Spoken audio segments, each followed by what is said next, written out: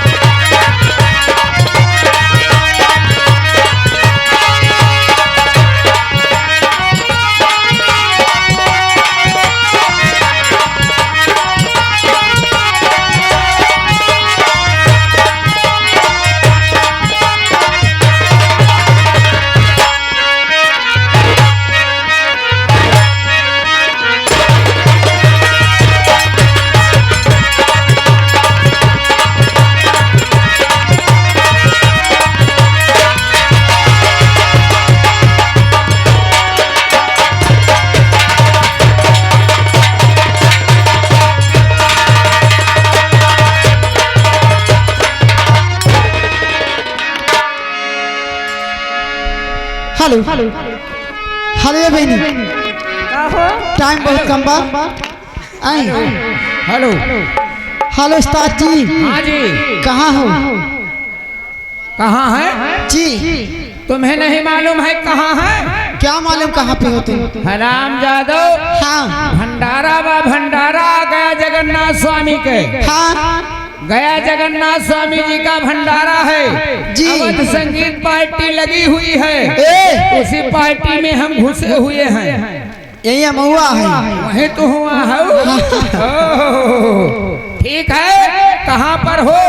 ये अगवे बैठी। अगवा बैठी हो? हाँ हो, तोहरे इंतजार करत है, तुम्ही के लखत है। ठीक है, मासूम की बोली सुनते ही दिल बेजार हो गया। अच्छा, अरे मासूम की बोली सुनते ही दिल बेजार हो गया जी। इतनी तेजी से दौड़ा बंदा मोटर कार हो गया।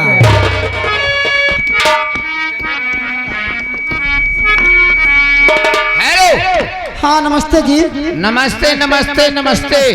जिया जागा मरिहा बाएं गोले के लंगड़ी हुआ तो हरी चूल हिम्मतदार जामे साल भरे पे याद भरे दूसरे वर्ष राखी निकल। काहे सीटी मारत हो? हम ना मारते, तू ना मारत हो? ये मशीनिया मारते। ये तना काहे मारत भाई? कहाँ जानी? हे हाँ तू कहाँ? जिया जागा मरिहा बाएं गोले के लंगड़ी हुआ तो हरी चूल हिम्मतदार जामे साल भरे पे आग भरे दूसरे वर्ष राखी निकले। ईश्वर भला करे कुबेर बांस लेके दौड़े गोझौड़ी सपन देखा पकौड़ी को लूक टूटे। कहने का मतलब यह है, नहीं समझ में आया? घुटन के बल चला दांत मत तीसों टूटा, ये भी नहीं समझ में आया। आपको ना काहे का मतलब तोहरे दोनों जने बुढ़ाए जाओ, यही लागे यह ना यह बुढ़ाए जाबू तब तो बेचारे विधवा हो गई हैं। अच्छा, इतनी अपार जनता आई हुई है, सबका मनोबल डाउन हो जाएगा। बुढ़ाए को हो जाए अपने घरे बुढ़ाए बैठी यह बुढ़ाए जरूरत ना कामे करो। तुम लोगों को किस लिए बुलाया गया है? क्यों? इस महफिल में अपना कहना है कैसे? झुमका झुलनिया असली नथुनिया चाहे कजरा के धार। झुमका झुलनिया असली नथुनिया चाहे कजरा के धार। तो हर एक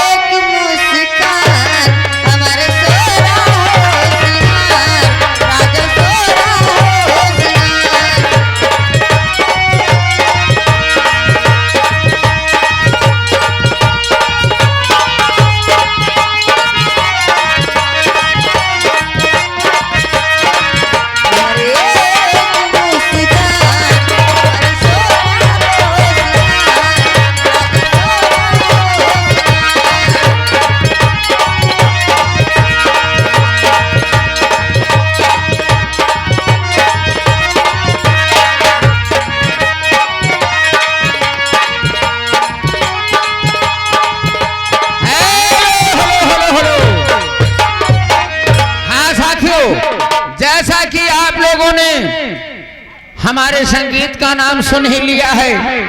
संगीत का नाम है बदनसीब लड़की उर्फ दुल्हन और दहेज, अर्थात जैसी करनी वैसी भरनी। हमारी संगीत पर्दे पर लग चुकी है।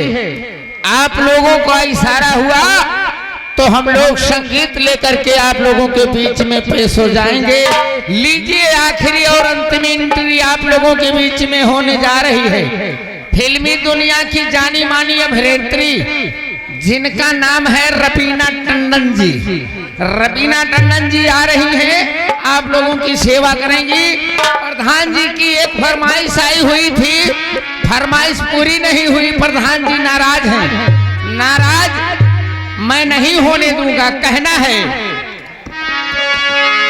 अरे लहंगे तारे बुलबुल